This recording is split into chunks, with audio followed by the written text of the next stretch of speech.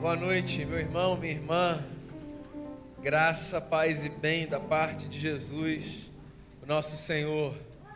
Quero ler no primeiro livro da Bíblia, no livro de Gênesis, no capítulo 2, os 3 primeiros versos desse texto, que imagino eu que seja um texto conhecido no livro da Gênese da nossa história.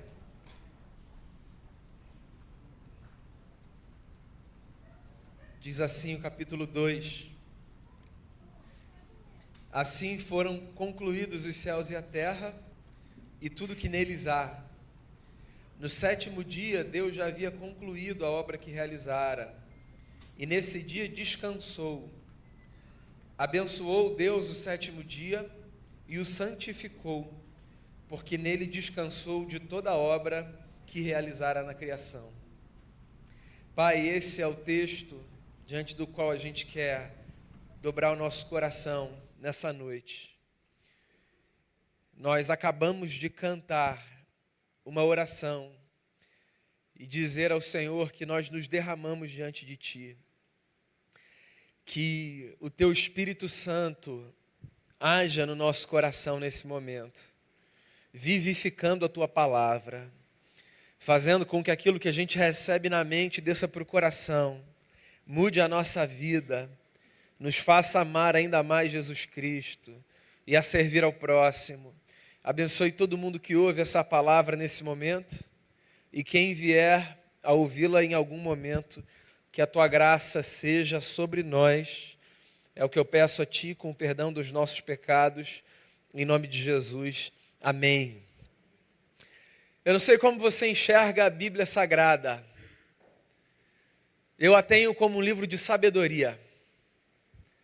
Isso significa que, para mim, a Bíblia é de um tipo de livro que pede da gente leituras sem fim de textos que a gente supõe conhecer. Eu não sei quanto tempo você tem de trajetória de fé cristã. Isso pode significar que você já leu a Bíblia de capa a capa algumas vezes, ou que você já tenha alguns textos, dentre os textos sagrados, que te sejam bastante conhecidos. Porque eu considero a Bíblia um livro de sabedoria, isso significa para mim que todas as vezes que eu volto a um texto, conhecido ou não, eu volto na expectativa de perceber algo que antes os meus olhos não tinham contemplado. Talvez essa seja a sua experiência no contato com as Escrituras. A gente vai para um texto que a gente já leu muitas vezes, e por causa do nosso dia, por causa de uma percepção diferente, os nossos olhos batem nas mesmas palavras, mas a partir de uma perspectiva que antes não tinha nos saltado. E eu acho que essa é uma das maiores belezas da nossa relação com esse livro que a gente chama de sagrado.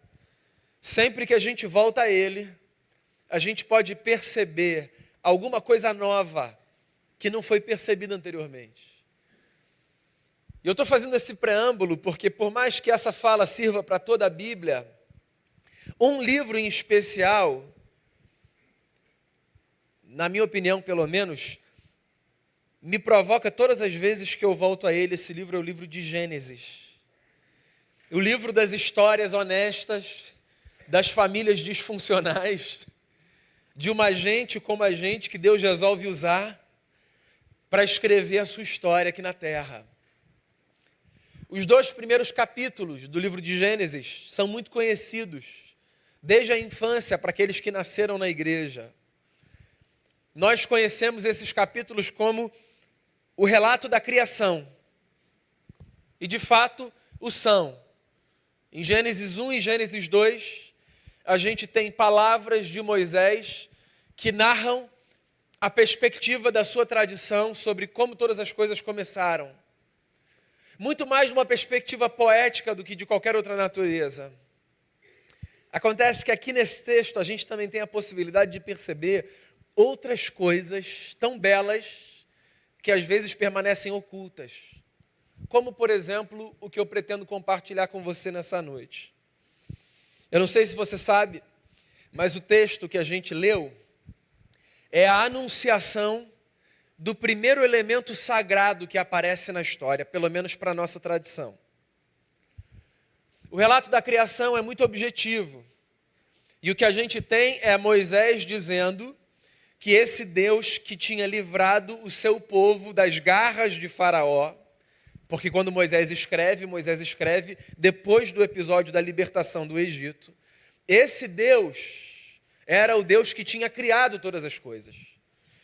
E Moisés desenha de forma muito poética, cadenciada, não é uma percepção que a gente consegue ter na leitura em português do texto, mas se você tem alguma familiaridade com o hebraico, você vai perceber que em Gênesis 1 há uma cadência de ritmos e palavras que se repetem, formando uma espécie de música, de poesia. A narrativa de Moisés, da origem de todas as coisas, é uma canção. É como se ele estivesse dizendo o seguinte: nós somos parte de um povo que sofre, mas de um povo que consegue ver beleza, que consegue cantar, que tem uma história para contar. E Moisés divide a criação de Deus em 6 dias.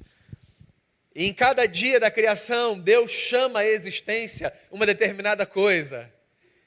E no 7º dia, depois de 6 dias de trabalho, Deus resolve descansar. Como se de descanso Deus precisasse. É muito mais um ensinamento para a gente do que uma narrativa de uma atividade divina. Agora, tem uma coisa curiosa nessa fala de Moisés, porque Moisés diz que houve 7º dia, e Deus o abençoou, e Deus o santificou. A primeira vez que a palavra santificar aparece na Bíblia, tem a ver com um dia, e não com uma coisa, nem com um espaço. Tudo já tinha sido criado, inclusive o homem, a coroa da criação. Mas a primeira coisa que Moisés diz que Deus santificou foi um dia, o tempo. Guarda isso um pouquinho. Nós, seres humanos, somos sujeitos simbólicos. O que eu quero dizer com isso? Que nós organizamos a nossa vida escolhendo elementos que representem coisas profundas e necessárias para a nossa existência. Nem todas as coisas importantes para a nossa existência são tangíveis, certo? Muitas coisas importantes são tangíveis. Coisas que a gente consegue tocar, pegar. Existem outras coisas tantas que são importantes para a gente, mas que não podem ser tocadas.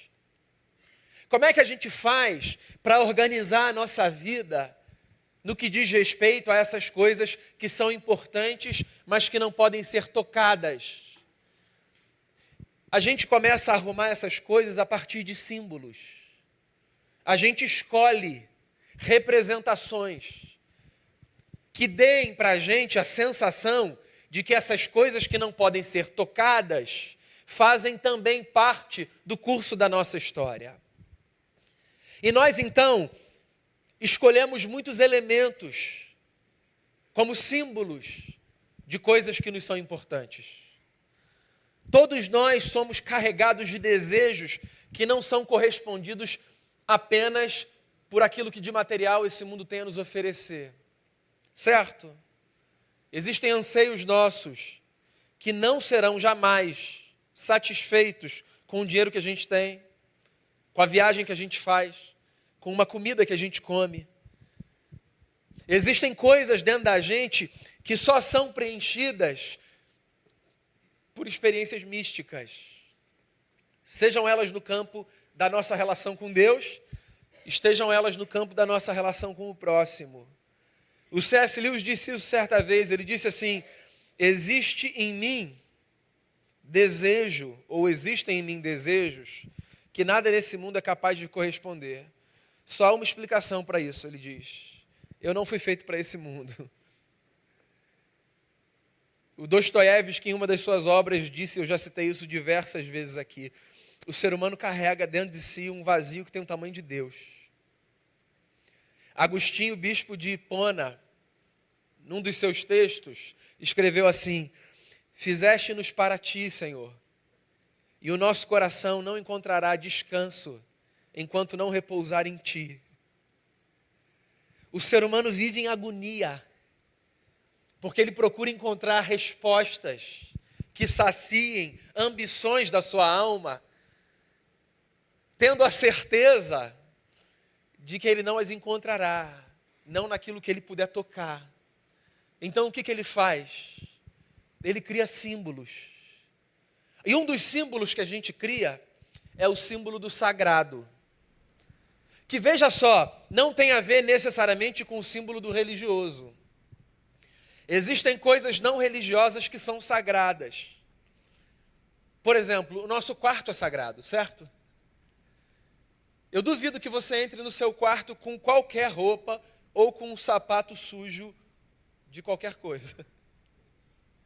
Dependendo da sua cultura familiar ou social, você inclusive deixa o seu sapato na porta da sua casa, porque você não quer trazer para esse ambiente que te é sagrado as impurezas da rua. A mesa é sagrada. A gente não tolera algumas conversas à mesa. A gente diz assim para as pessoas: sério que você vai tocar nesse assunto agora? A gente precisa falar sobre isso agora. Quando há insistência em assuntos que não deveriam ser bem-vindos à mesa, porque profanam a mesa, às vezes a gente diz assim: perdi a fome, deixa para lá, depois eu como. Porque a mesa é sagrada. A maternidade é sagrada. Quando a gente chega para visitar um bebê que nasceu, a gente não bate na porta como a gente bate na porta de um banheiro ocupado quando a gente está desesperado lá de fora. A gente bate devagar e a gente diz: oi, posso entrar? Porque uma vida chegou ali. E aquele ambiente é sagrado. O hospital é sagrado. A gente purifica as mãos. Dependendo de quem você for, se você trabalha ali, você troca de roupa. Porque você não vai levar impureza para um lugar tão sagrado quanto aquele que se ocupa de restabelecer a saúde daqueles que sofrem. O cemitério é sagrado. O assombro por sabermos que ali se encerra a história de uma pessoa nos faz nos aproximarmos daquele espaço de uma maneira diferente da que nos aproximamos de outros. A igreja é sagrada. A gente chama esse negócio desde a infância de casa de Deus. Falam para a gente assim: baixa o tom de voz quando entrar no templo. Ali é a casa do Senhor. Olha a brincadeira. Não conta essa piada aqui. Deus está no templo. Cale-se diante dele toda a terra. Quem foi educado na teologia do terror sabe do que eu estou falando. Muita terapia para me fazer perder o medo dessa casa. Sabe o que é engraçado? Todos esses espaços que eu mencionei aqui, como espaços que simbolicamente nós chamamos de sagrados, tem a ver exatamente com o que eu acabei de dizer, com espaços. Na nossa cabeça, a gente sacraliza terreno, objeto, coisa.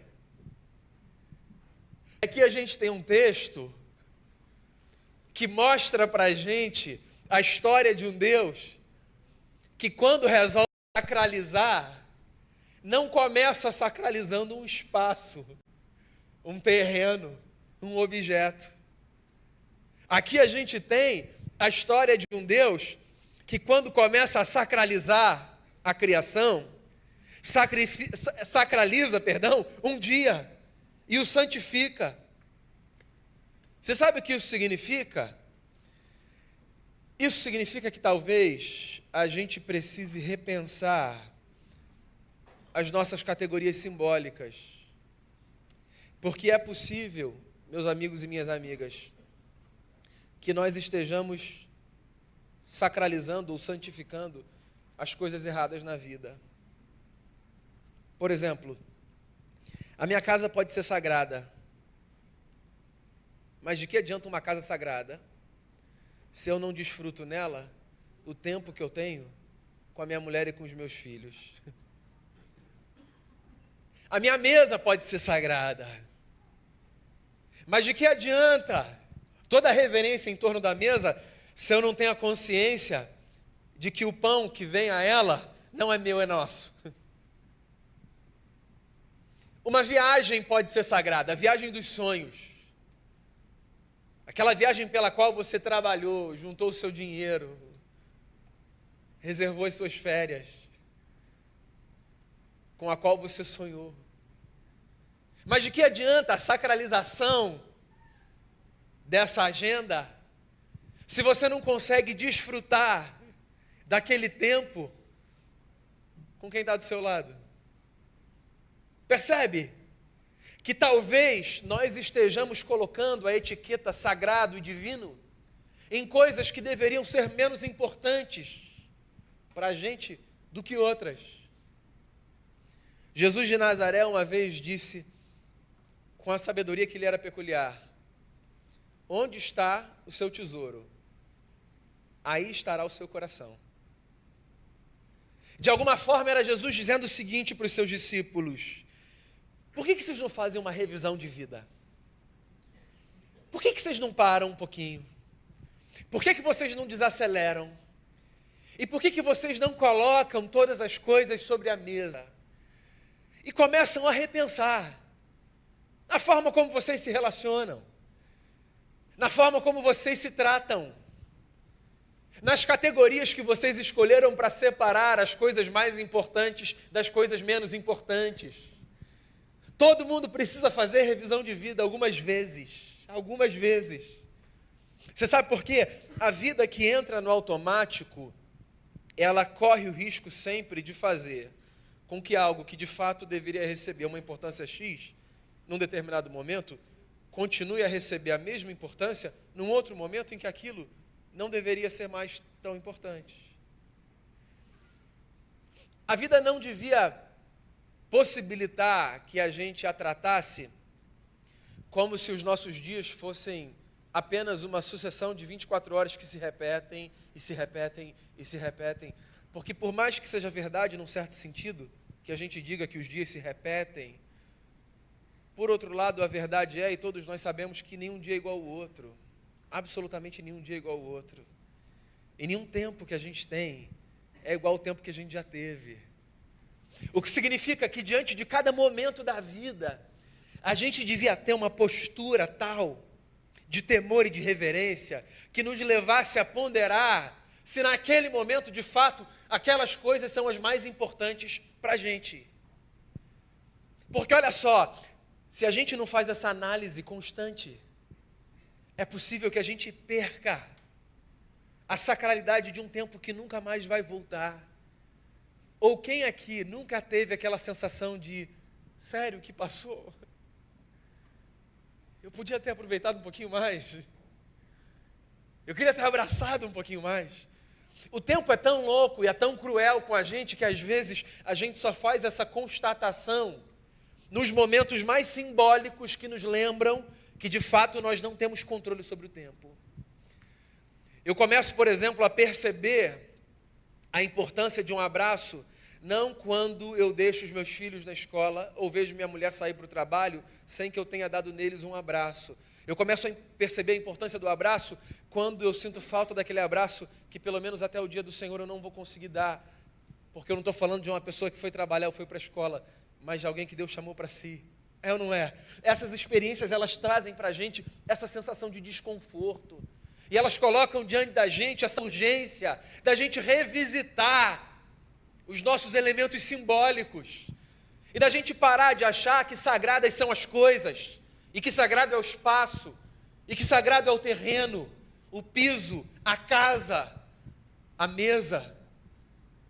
E levar a gente a perceber que sagrado é o tempo que a gente desfruta com as pessoas preciosas que Deus coloca do nosso lado, que nos são um grande presente,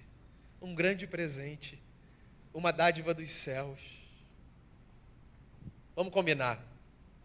Todo mundo aqui já passou por aquela experiência de perceber que, pelo simples fato de você estar com a pessoa ou com as pessoas certas, naquela hora, o que menos importava era o lugar, certo? Pode ser seu marido, sua mulher, sua mãe, seu pai, seus filhos, seus amigos, seus avós, seus netos.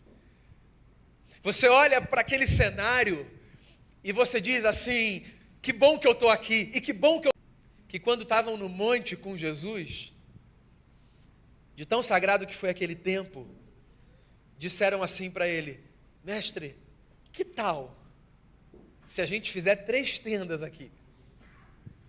E se a gente ficar aqui? Que tal? Que tal se a gente conseguir congelar essa experiência, deixar a vida correr lá embaixo, onde o povo sofre, onde os problemas aparecem, e a gente fica aqui? É só de uma tenda que a gente precisa para proteger do sereno, da chuva ou do sol. Vamos congelar esse momento? 2 filósofos, Alain de Botton e John Armstrong, escreveram um livro chamado Arte como Terapia. Num determinado momento desse livro, eles falam sobre o retrato que a gente tira como uma expressão da nossa angústia. E eles dizem o seguinte: a gente tira foto porque a gente quer, de alguma forma, tentar eternizar um momento que a gente sabe que a gente não consegue sustentar. E aí a gente registra. É o mais perto que a gente consegue fazer para congelar um tempo que vai passar. E é verdade. A gente tenta capturar aquilo que não pode ser capturado. Porque é muito angustiante pensar que momentos preciosos, que nós não chamaríamos de nenhuma outra coisa que não fosse de momentos divinos, vão passar. E aí, meus amigos e amigas, diante dessas constatações, eu acho que nos cabe um exercício. O exercício de revermos a lógica a partir da qual nós construímos a nossa história. Porque nós somos sujeitos do nosso tempo, nós vivemos acreditando que todo sacrifício do tempo vale pela conquista do espaço. E às vezes nós sacrificamos tempo com a nossa família, às vezes nós sacrificamos o tempo dos nossos amigos, às vezes nós sacrificamos o tempo dos nossos irmãos, da comunidade de fé, ou de outras coisas que são importantes, fundamentais na nossa vida, porque nós acreditamos com toda a nossa força que a nossa história existe para que a gente conquiste os espaços que a gente sacralizou. E porque a vida às vezes é dura, nós aprendemos na marra que o tempo vale mais do que o espaço. Porque você pode levar uma vida inteira para conquistar um espaço que você julga ser sagrado no seu imaginário. Mas a verdade é que a hora que o seu tempo chegar, todo o poder que você tinha sobre aquele espaço se foi. Foi Jesus quem disse isso, contando uma história, dizendo que um homem era tão rico, mas tão rico, que ele não tinha mais onde guardar todos os seus bens. E aí ele disse para si mesmo: eu destruirei todos os meus celeiros, e eu construirei outros maiores, só para que eu possa guardar todos os meus bens. Jesus, nessa história, conta que esse homem, um dia, vai ouvir uma voz dizendo a ele assim: louco, essa noite vão pedir a tua alma. O que você tenha juntado vai ser para quem? Olha só, para que não reste nenhuma dúvida no seu coração e na sua mente acerca do tom da minha fala, é evidente que existem espaços a serem conquistados e espaços a serem sacralizados. É evidente que nós lutamos para conquistar, como a gente diz no senso comum, o nosso lugar debaixo do sol. E isso é legítimo, e isso é digno, e isso é justo. Agora, talvez nós tenhamos sacralizado tanto os espaços que nós almejamos conquistar, que tenhamos como consequência jogado na profanação o tempo que a gente devia gastar com quem verdadeiramente importa na nossa vida. Qual é o meu recado nessa noite para você? O meu recado nessa noite para você nada mais é do que uma ponderação. Que tal se, ao arrumarmos a nossa vida e os nossos símbolos, nós não acompanharmos o movimento da canção da criação? Que tal se a gente puder aprender que no centro da história, no centro da existência, no que há de mais sagrado na ordem da criação divina, estão não as coisas, mas o tempo que a gente desfruta com as pessoas. Enquanto você tiver tempo para abraçar, abrace, por favor. Enquanto você tiver tempo para amar, ame, por favor. Enquanto você tiver tempo para conversar, converse, por favor. E desfrute de cada tempo que você tem, sabendo que nenhum tempo vai voltar, e nenhum tempo vai ser como o outro. Jesus, Senhor da história e Senhor do tempo, sendo um judeu da sua época, vindo a esse mundo e podendo reforçar a mentalidade religiosa dos seus dias, que sacralizava coisas e lugares, resolveu fazer outro caminho. Resolveu fazer o caminho de passar tempo com as pessoas. Tempo de qualidade.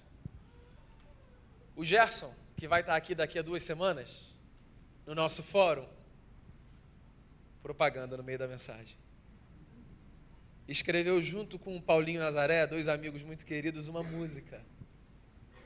Se eu tivesse lembrado, eu pedia para a gente cantar. Fica para a próxima. Ela diz assim: hoje, eu só tenho hoje. Hoje, aqui, agora e o já. Hoje, eu vou cuidar do meu hoje, porque do amanhã eu sei que Deus cuidará. 7º dia, Deus o abençoou e o santificou. Que o nosso por nos ensinar a fazermos uma boa gestão do nosso tempo e da nossa vida. Vamos orar? Vamos ter um tempo de oração juntos, como irmãos e irmãs de fé.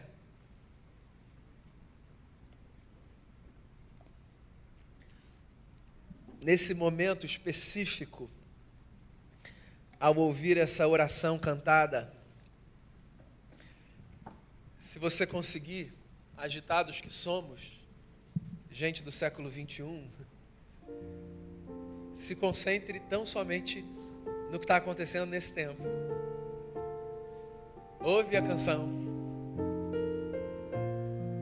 ouve o som que vem de Deus para a nossa vida. Daqui a pouco a gente faz o que a gente tem de fazer daqui a pouco. Mas talvez como um exercício, inquietos que somos, pelo menos falo por mim, agora, descansa, curte esse tempo, depois a gente faz uma oração.